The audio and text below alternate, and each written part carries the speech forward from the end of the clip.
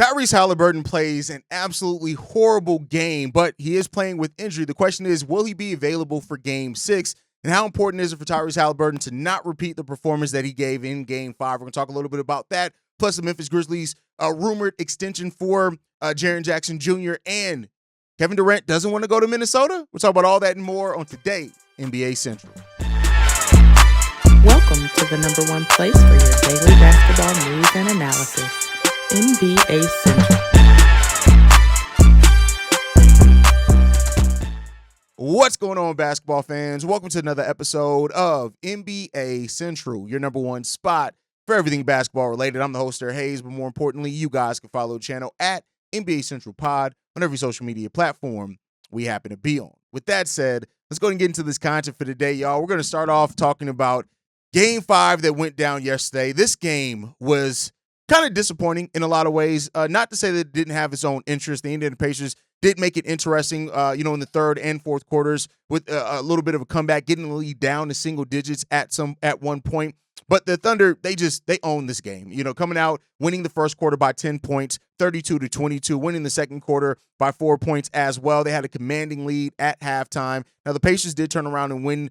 They won the third quarter, but it just was not enough. And a lot of things that people are talking about in this game, of course, was the woeful game by Tyrese Haliburton. He was 0 for 6 from the field, 0 for 4 from three-point range. He did go 4-4 from the free throw line, but 4 points, 6 assists, 7 rebounds from Tyrese Haliburton. And it was clear that this was not the Tyrese Haliburton that we've come accustomed to seeing in this, right? And, it is what it is. And hats off to him. The fact that he was fighting through that injury, with the calf injury, that he didn't let it stop him from playing in a game that he knew was important for his team, you got to give credit for him to the heart. But Tyrese Haliburton is going to have to play better out there. He said this. It's the finals, man. I've worked my whole life to be here. I want to be out there and compete, help my teammates any way I can. I was not great tonight, but by any means, but it's not really a thought of mine to not play here. If I can walk, then I want to play. They understand that it is what it is, and you got to be ready for Game 6. That's what Tyrese Haliburton said in his post-game press conference. And shout out, like I said, give credit to him for playing through the pain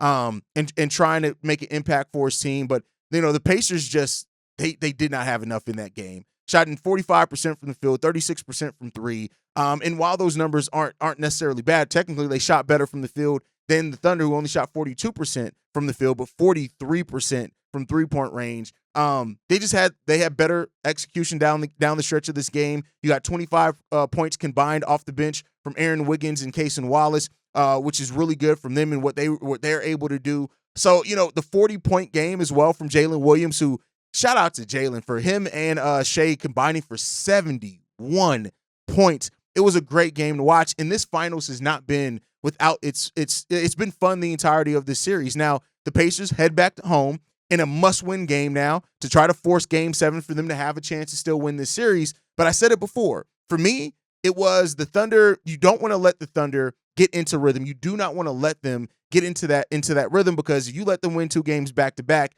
it may be GG's for you. And I'm not saying that that's going to be the case, because the Pacers have played such a good game and brand of basketball this series, with playing a full 48 minutes, not allowing it to completely get them down to where they don't still compete for the entirety of the game despite how much they're down.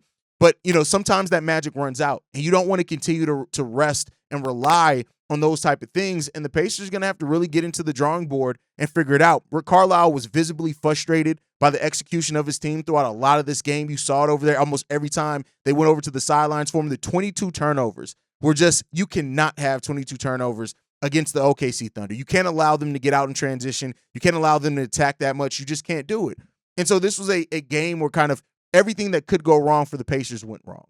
The Thunder shot the ball great from three-point, amazing from three-point range. The 22 turnovers, your player in Tyrese Haliburton, only gave you 4 points, trying to play through an injury. It was one of those games where the Pacers didn't have much going for themselves. And so, the Thunder win that game. They win that game. They are now 1 win away from winning their first NBA title. And the makings of what could be a dynasty with how much depth and youth and everything that Thunder team has. So, we'll see. I hope that the Pacers do make it interesting. Not to be against the Thunder or anything. Thunder won this game.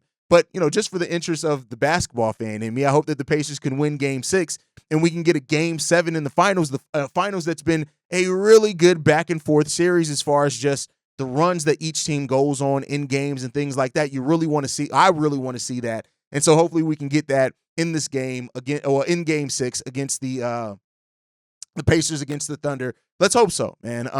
Getting a couple of days off. Hopefully Tyrese Haliburton is able to heal up enough to where he can perform better in Game 6 that goes down on Thursday, June 19th.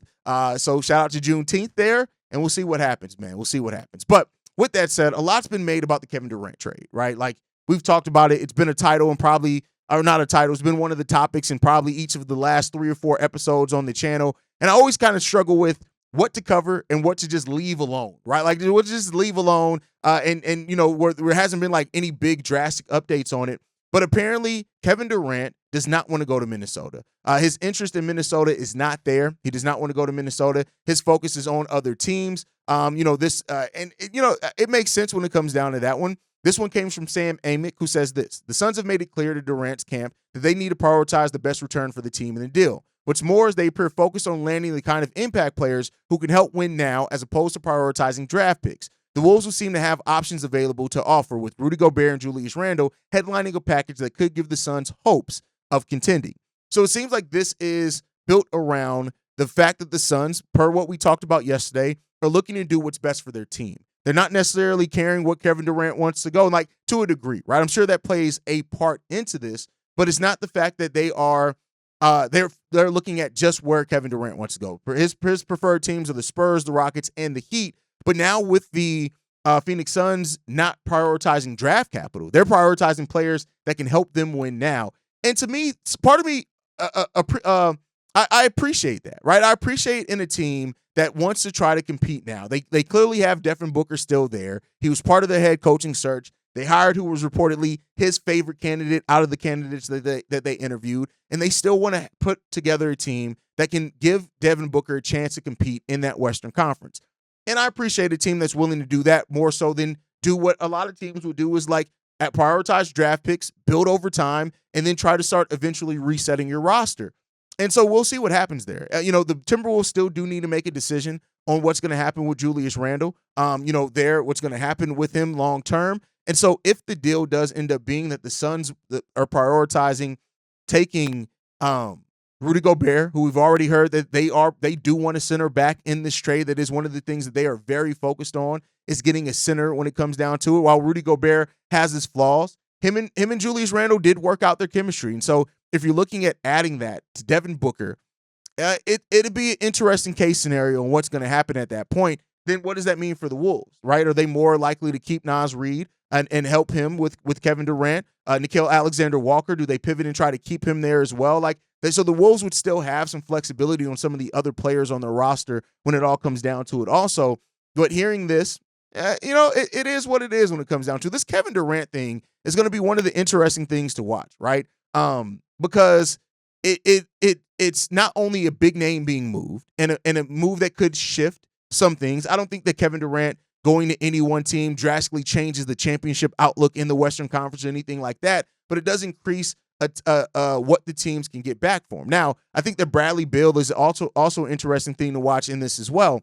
Jake Fisher reported that there are no trade market right now for Bradley Beal, which is not to be unexpected. I think, he had a little bit of it last year. He said that Atlanta and Washington were the only two that we heard, and seemingly even less appetite for Beal to waive his no trade clause. That comes from Jake L. Fisher. He says that the landscape is no more encouraging for Phoenix 4+ months later. It's a reality that has left the Suns resigned to the idea that trading Durant is their only means to drastically reshape the roster around Booker without sinking further in the Western Conference abyss. So, them wanting to make sure that they prioritize win now moves, it makes sense. Now, the Spurs, the Houston, the Miami Heat are reportedly Kevin Durant's preferred destinations. We talked about that yesterday. The Miami Heat I don't think they have a deal that competes. I don't think they really have a deal that competes. They don't even have the players, I think, even with the Suns prioritizing players over draft picks. I don't think they have that. I still think the Houston Rockets can offer a great mix of both, but how much do the Rockets want to go in that case, right? That's where you have to ask yourself. So if it leads to the Spurs and the Minnesota Timberwolves, right? The Spurs and maybe the Timberwolves for a case, in fact, of the Suns looking at it from them getting the best players back that can help do a run for them. then, that's an interesting point to watch in all of this and to see how this shakes out. But the Suns are looking to get this done still by the draft. And so they have to go through this and do their due diligence quickly as possible because they reportedly want to get this done yesterday. So let's see what happens there. With the latest developments, where do you currently see Kevin Durant going? Where do you see being the best mix of players for the Phoenix Suns to get players that can help them compete now as they're still looking to compete with Devin Booker being on their roster? Let me know that down below. All right, last topic to go before we get out of here. The Memphis Grizzlies are reportedly preparing to offer Jaren Jackson Jr. a $200+ million extension to keep him there. We heard that, part of the Desmond Bane trade was that they want to be able to avoid Jaren Jackson Jr. going into free agency in 2026. And they seem like they're in a position to do this. This comes from Brian Windhorst, who says this. He's now in position to sign a contract extension of over $200 million. I would feel like that is strongly going to happen. When asked about the being moved, as far as Jaren Jackson Jr. or Ja Morant being moved, he said, no chance. No chance. Absolutely not worth a discussion. So seems like right now that they are not entertaining any trade ideas or moves for Ja Morant or Jaren Jackson Jr. I do think that that's fine, right? And they're prioritizing getting Jaren Jackson Jr. extended there. And that when it comes down to it, Ja Morant is also unlikely to be traded as well due to more of a depressed trade market value, which is unsurprising. Brian Windhorst adding this part. On the Ja Morant front, that's a different discussion. I would kind of be surprised if the Grizzlies were willing to give a $200 million extension to Ja at this point. I would just say, as far as Ja Morant trade, this would be a terrible time to trade him. Even if you wanted to, his value is not where it is. The changes they made at coach were designed to make Ja more comfortable. I find the Grizzlies saying that they're going to keep two guys very plausible. What I don't find plausible is that they're done making moves because this move doesn't make them look like they're going to get any better in a very difficult Western Conference. So it's kind of a combination of different things that we've heard. We've heard that they do want to look to package some of the picks that they received to maybe make another trade. Now, I talked about on yesterday's episode how like Nick Crawford, Cedric Howard, they can be there at number 16. That makes some sense for the Grizzlies. But they seem like they could have an appetite for making a bigger move to get more talent in here while extending Jaren Jackson Jr. and then taking a wait-and-see approach on Ja Morant to see if with the new coaching changes and roster changes, if Ja gets back to the player that he was looked at to be before. I think Ja also needs to focus on some things as far as just basketball-wise. But so that's what it seems to shape up right now. I've seen a lot of trades, like as far as teams, like trade ideas for the Lakers to get Jaren Jackson Jr. or other teams. Doesn't seem like that's even going to be talked about. The Memphis Grizzlies have made their move as far as their core. Now they could be looking to move assets, expiring contracts, things like that to add some more depth to help this core be more successful. That's where it seems like it's going to go. But as always, you guys can let me know how you think and feel down below. That's my time for today. Make sure you guys are following us at NBA Central Pod. You send us any feedback, questions, comments, concerns, NBA Central Show at gmail.com. And then lastly, if you want to leave a text message and our voicemail for the mailbag, the number to do so, 773-270-2799. We're the number one spot for everything basketball related. And I'll see you guys the next time I feel like making a video. Probably tomorrow. Peace, y'all. This has been a presentation of the Breaks Media.